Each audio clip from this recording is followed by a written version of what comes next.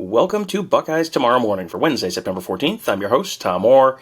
The Toledo game is in 3 days, the game against Michigan in 73 days. It is starting to sound like there might be some good news on the injury front for Ohio State this week. We got a chance to talk to Ryan Day, Jim Knowles, and CJ Stroud on Tuesday, and at least one, and possibly more, of the injured wide receivers could be back this weekend for the game against the Toledo Rockets. Someone else who will be in the horseshoe on Saturday with me is Kevin Noon of BuckeyeHuddle.com. Kevin, Ryan Day isn't always the most forthright about injuries, but it sure sounds like Jaxon Smith-Njigba could be on the field again this weekend. Yeah, and he came out and said that he's better now than he was a week ago, which tends to make sense when he's held out. But we expect him to play again. Once again, all sounds well and good, but I guess we'll see on Saturday night if he's out there suited up and ready to go against Toledo. I mean, I've made the argument both ways, whether or not you sit him the 2 weeks. I mean, he's obviously sat for Arkansas State, whether you sit him for Toledo and then have him ready for Wisconsin, or you at least get him a little bit of work against Toledo just so he's not going into Wisconsin cold.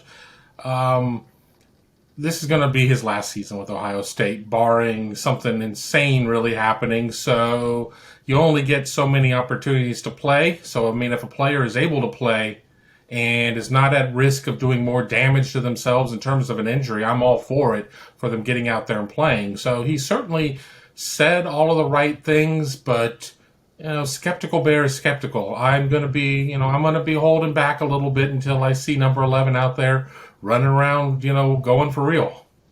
Yeah, I would assume the fact that they're at least talking about it now is a pretty good indication. He's got to be pretty much at 100% already, because there's no reason for them to risk it with Wisconsin on deck and the rest of the the meat of the Big Ten schedule then to come. So I thought that was perhaps a little bit telling. Whether he really does play or not, we'll find out together on Saturday. But one thing that Day mentioned that I thought was kind of interesting, yes, having Jaxon Smith-Njigba out, if he's out there, kind of raises the ceiling for the team. But it's also been kind of good to have to lean on Emeka Egbuka and Marvin Harrison in those first couple of games, just kind of a baptism by fire that's, he seemed to think going to pay off down the road. And those guys have been asked to play a bigger role because there are other wide receivers who are out as well. Julian Fleming and Cameron Babb. We didn't get a lot of news on Babb on Tuesday, but what is the latest on Julian Fleming? Yeah, much of the same in the JSN situation. He's close. We expect him to play. I'm still skeptical bear on that one too. I'll hold back until I see him out there, until I see 4 out there. But it sounds like he's been really close. I mean, Ryan Day said he was really close to playing him against Notre Dame, and it sounds like he was pretty close to being able to go against Arkansas State. But once again, especially with Julian, somebody who has dealt with a lot of injuries so far through his career, I mean, dating back to high school, there is no reason to rush him back. Julian doesn't necessarily have the body of work that somebody like a Jaxon Smith-Njigba does in terms of what their NFL future is going to be. That's not to say, you hold Julian back because of that, but why race somebody out there at this point? I mean, Ohio State, yes, you're deep at receiver, but are you really at this point where they're having to sit? They're playing. They're playing Emeka, they're playing Marvin, Xavier Johnson's getting a good run, and then a lot of the rest of it's going to tight ends at this point. So we'll see. Yeah, and it'll be Julian Fleming's another guy who it feels like trying to guess whether he's going to play on a Wednesday is.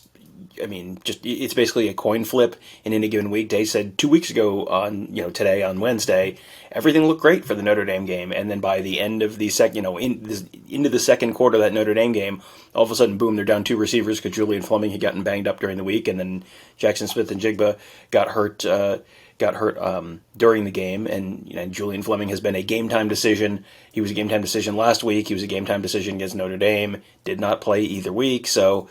Yeah, he is very much a TBD, and you feel so bad for him because it has felt like he has to be close to the school record for most times being a game time decision and then never playing. It just seems like that's 3-4 times a year for him. It's always something. So hopefully he can get back healthy and back on the field this weekend. Another spot where they've been a little shorthanded this fall is running back, especially after the loss of Evan Pryor for the season.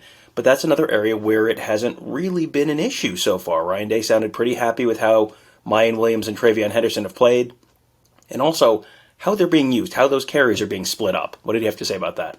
Yeah, exactly. I mean, you sit there and you look, and I think that the two of them have combined for 47 of the 61 carries that Ohio State's had. Their yardage is pretty similar. One's got 2 touchdowns, one's got 1 touchdown.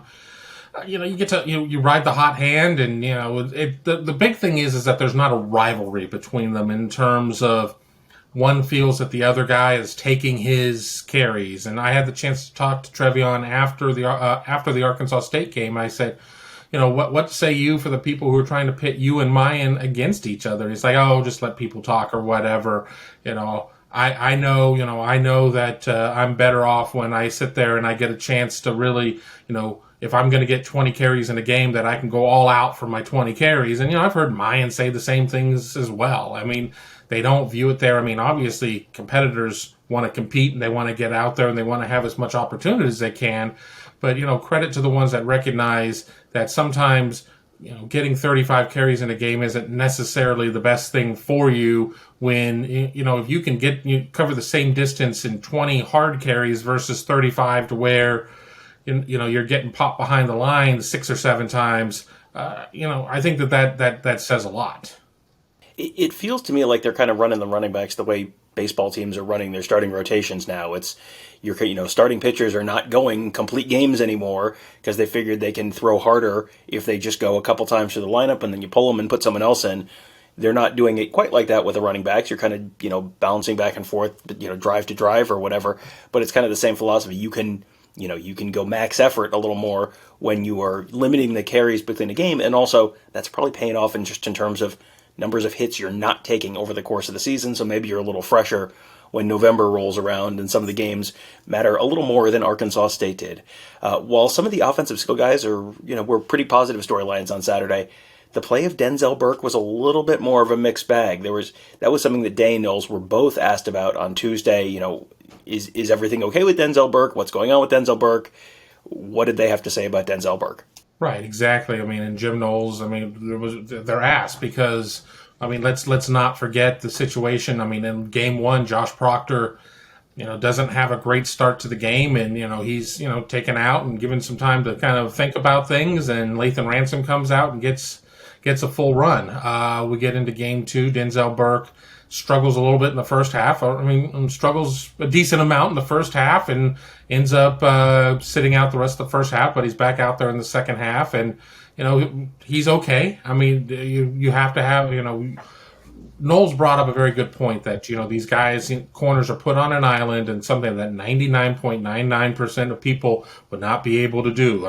You're just out there and, they're going after you, they're attacking you, and it's very difficult. And it's a case of where he just has got to, you got to play better. You got to play better, but there's no lack of faith in him. There's no situation of being like, okay, how can we adjust the lineup? Because the truth of the matter is we're talking about a position where Ohio State has 6 corners on scholarship, 6, and when Jordan Hancock is not necessarily healthy or whatever, then you have 5. And, you talk about worrying about this situation or not. You worry about what you have control over. The numbers are the numbers. So, while Jim Knowles gets worried about everything because that's his job, you can't worry about, as he said, it is what it is, and that this is one of these. It is what it is, and Denzel Burke will just have to bounce back, and I think that they have faith that he will bounce back and move forward. And I think you can kind of go back through the history books. I certainly remember times where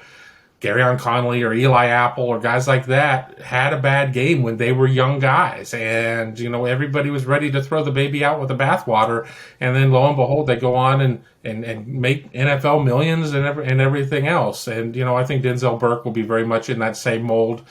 This will be one of those hiccups that we talk about in a couple years from now and be like, remember when Denzel had a kind of a slow start to 22 and really proved everybody wrong.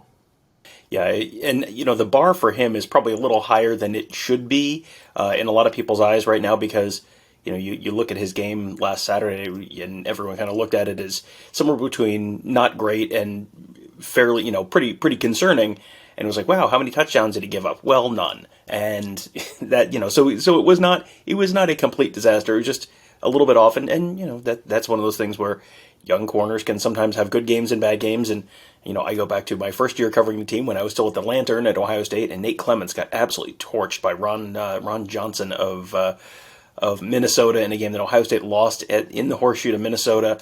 And it was like, oh boy, Nate Clements, that was terrible. And then he ended up being a first or second round pick of the Buffalo Bills because, and played in the NFL for a decent amount of time. So, yeah, you can, sometimes you just have a bad game and it's just one or two plays, because if you give up 5 catches, something like that over the course of a game, well, that's 50-something snaps that you didn't give up a catch on. So it's just kind of one of those things in the life of a corner. Kind of one of those deals that just sort of built into that position. Another thing, you mentioned things that Jim Knowles is kind of concerned about everything, just because that's the nature of his job. One of the things that's been talked about this week is they have yet to force a turnover on defense. His defense has been good by virtually every metric, but they haven't forced a turnover yet. He has to be somewhat concerned about everything. So where on the scale of concern is not forcing a turnover through 2 games? And I know our membership over on the Huddle, over at BuckeyeHuddle.com on the Huddle message board, they're concerned about it as well. And it was a question that they wanted addressed, and he talked about it. And he talked about when he was at Duke. I think he thought it was like 2012, and they made a bowl game that year. But it was the same year that both Florida State and Clemson were at peak performance. And they in like the 2 games combined, Duke forced 10 turnovers and gave up like 100 points between them. So, what does it mean? Nothing at that point. I mean, there are various ways of getting the other team off the field. A turnover is one of them. A 3 and out is another one. A defensive stop, what have you. So, yeah, you'd like to be able to do that. But if you sit there and you start coaching to create turnovers and you get away from what it is that's been successful so far, are you doing yourself any favors by trying to do that? I mean, Ohio State has not necessarily been in any perilous positions. I mean, I guess you can say Notre Dame trailing at the half or whatever, but it's not like Ohio State has been at a point where it's like, if they don't turn these guys over, they're toast. I mean, it hasn't been that type of situation, especially with the defense. So, you would like to see more turnovers, but I mean, they generally happen naturally. And, I don't think we're going to be sitting here and, you say the Michigan game is in 73 days. I don't think we're going to be sitting here in 70 days saying Ohio State still has no turnovers. Yeah, probably sometime, at least once between now and then, they will turn that ball over.